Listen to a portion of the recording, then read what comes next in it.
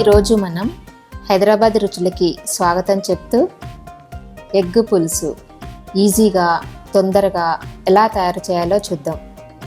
కోడిగుడ్డు పులుసు తయారు చేయడానికి కావలసిన పదార్థాలు: ఎగ్స్ 6, ఉల్లిపాయలు 4 మీడియం సైజువి, టమాటా 3, పచ్చిమిర్చి 3, చింతపండు నిమ్మకాయంత, జీలకర్ర 1/2 టీ స్పూన్, కారం 2 టీ స్పూన్స్, ధనియాల పొడి 1 టీ స్పూన్, జీలకర్ర మెంతుల పొడి 1/2 teaspoon, garam masala 1/4 teaspoon, పసుపు 1/2 టీ స్పూన్, అల్లం వెల్లుల్లి paste 1 teaspoon, salt 2 teaspoons, కరివేపాకు 2 రెమ్మలు, కొత్తిమీర 1/2 cup, oil 2 tea spoons.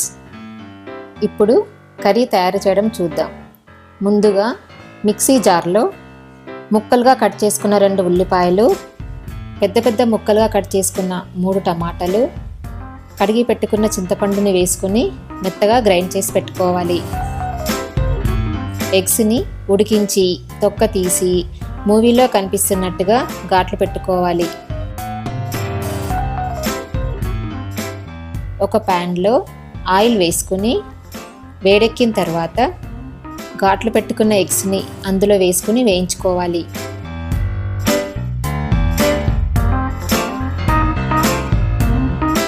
Eggs ఇలా వేగిన తర్వాత ప్లేట్లోకి తీసుకొని పెట్టుకోవాలి. అదే ప్యాన్లో 2 టేబుల్ స్పూన్స్ ఆయిల్ వేసుకోవాలి. ఆయిల్ వేడెక్కిన తర్వాత 1/2 టీ స్పూన్ జీలకర్ర వేసుకొని వేయించుకోవాలి. తర్వాత చిన్న చిన్న ముక్కలుగా కట్ చేసుకున్న 2 ఉల్లిపాయలని వేసుకోవాలి. ఉల్లిపాయలు కొంచెం సేపు వేగిన తర్వాత పచ్చిమిర్చి ముక్కల్ని వేసుకోవాలి. ఇప్పుడు 1 టీ స్పూన్ సాల్ట్ వేసుకోవాలి. సాల్ట్ వేయడం వల్ల ఉల్లిపాయలు తొందరగా వేగుతాయి. ఉల్లిపాయలు వేగిన తర్వాత కరివేపాకు, 1/2 టీ స్పూన్ పసుపు, 1 టీ స్పూన్ అల్లం వెల్లుల్లి పేస్ట్ వేసుకోవాలి. అల్లం వెల్లుల్లి పేస్ట్ని 1 నిమిషం పాటు వేగనివ్వాలి. తర్వాత మనం ఇందాక పేస్ట్ చేసి పెట్టుకున్న ఉల్లిపాయలు, టమాటా, చింతపండు పేస్ట్ని ఇందులో వేసుకోవాలి. టమాటా, ఉల్లిపాయలు పచ్చివాసన పోయే వరకు బాగా వేయించుకోవాలి.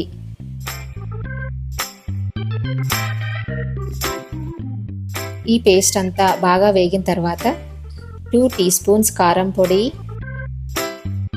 1 టీ స్పూన్ ధనియాల పొడి, 1/2 టీ స్పూన్ జీలకర్ర మెంతుల పొడి, 1 టీ స్పూన్ సాల్ట్ వేసుకోవాలి. ఇందాక ఉల్లిపాయల్లో సాల్ట్ వేసుకున్నాం కదా, ఇప్పుడు సాల్ట్ చూసుకొని వేసుకోవాలి. 1 కప్పు వాటర్ యాడ్ చేసుకోవాలి. వాటర్ మనకు కావలసిన కన్సిస్టెన్సీలో యాడ్ చేసుకోవచ్చు. ఇప్పుడు ఉప్పు, కారం సరి చూసుకొని కావాలంటే ఇంకొంచెం యాడ్ చేసుకోవచ్చు.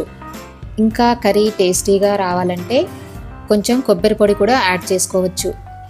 ఇప్పుడు ఇందాక మనం వేయించి పెట్టుకున్న ఎగ్స్ని వేసుకోవాలి. మూత పెట్టి ఒక 5 to 10 మినిట్స్ వరకు ఉడకనివ్వాలి.